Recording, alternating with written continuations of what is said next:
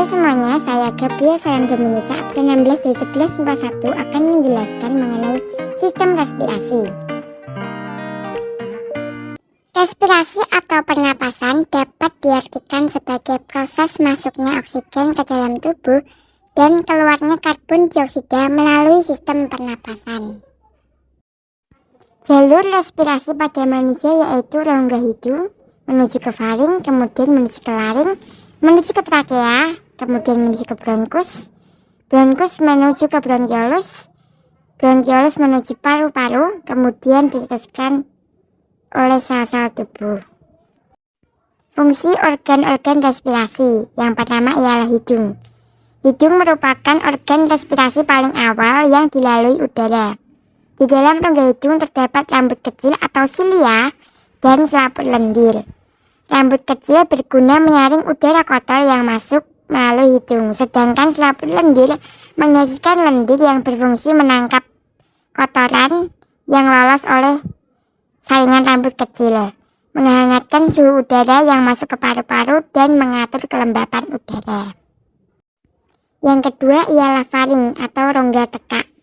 Faring merupakan rongga persimpangan antara jalan udara respirasi atau batang tenggorok dan rongga hidung dan jalan makanan atau esofagus.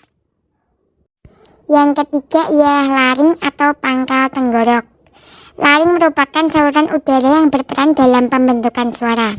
Dalam laring terdapat selaput suara yang ketegangannya diatur oleh serabut-serabut otot sehingga dapat menghasilkan tinggi rendahnya nada yang diperlukan.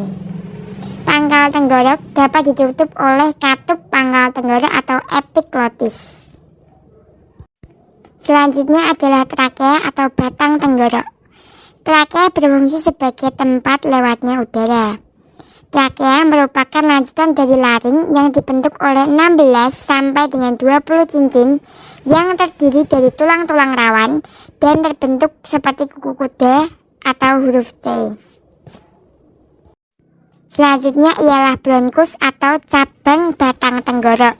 Di daerah dada, trakea bercabang dua, ke kiri dan ke kanan disebut bronkus atau cabang batang tenggorok. Di dalam paru-paru, tiap bronkus membentuk cabang-cabang yang disebut bronkiolus yang menuju tiap lobus pada paru-paru.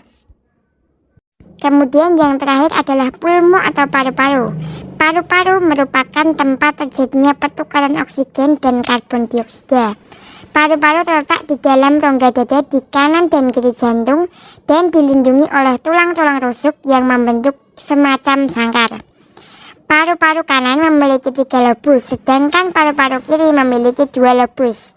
Bagian luar paru-paru diselubungi oleh 2 selaput pelindung yang disebut pleura. Di dalam paru-paru akan ditemui gelembung halus kecil yang disebut alveolus. Alveolus merupakan gelembung-gelembung halus atau gelembung paru-paru yang sangat tipis, tetapi elastis dan mengandung kapiler-kapiler darah. Pada alveolus inilah terjadi pertukaran gas antara oksigen dan karbon dioksida terjadi. Proses respirasi pada manusia dapat dibedakan menjadi pernapasan dada dan pernapasan perut. Yang pertama, mekanisme respirasi pernapasan dada. Otot yang berperan aktif dalam pernapasan dada adalah otot antar tulang rusuk atau interkostal. Mekanismenya sebagai berikut. 1. Inspirasi. Otot antar tulang rusuk berkontraksi, volume rongga dada membesar, tekanan udara dalam rongga dada menjadi kecil, udara masuk ke dalam paru-paru. Yang kedua, ekspirasi. Otot antar tulang rusuk mengendur atau berelaksasi, volume rongga dada mengecil, tekanan udara dalam rongga dada membesar, udara keluar dari paru-paru. Yang kedua adalah pernapasan perut. Otot yang berperan aktif dalam pernapasan perut adalah otot diafragma dan otot dinding rongga perut. Mekanismenya sebagai berikut. 1. Inspirasi. Otot diafragma berkontraksi, posisi diafragma akan mendatar. Volume rongga dada membesar, tekanan udara di dalam rongga dada mengecil, udara masuk ke dalam paru-paru. 2. Ekspirasi. Otot diafragma berrelaksasi, posisi permukaan diafragma menjadi melengkung ke atas. Volume rongga dada mengecil, tekanan udara dalam rongga dada membesar, udara keluar dari paru-paru. Selanjutnya saya akan menjelaskan mengenai penyakit pada sistem respirasi manusia. Yang pertama, asma adalah gangguan pada rongga saluran respirasi yang diakibatkan oleh berkontraksinya otot polos pada trakea.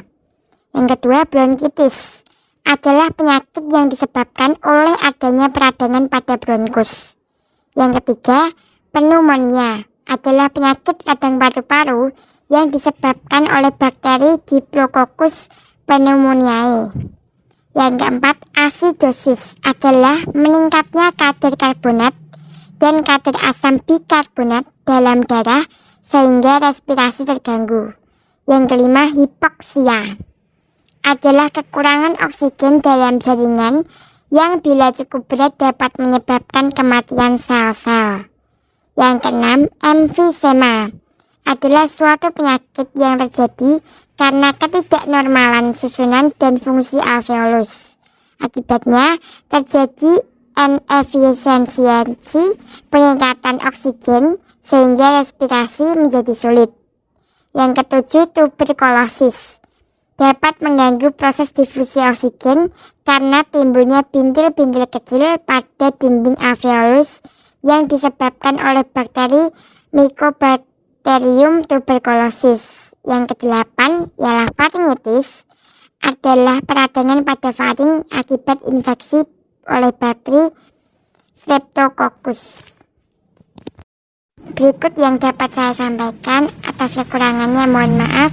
Sekian dan terima kasih.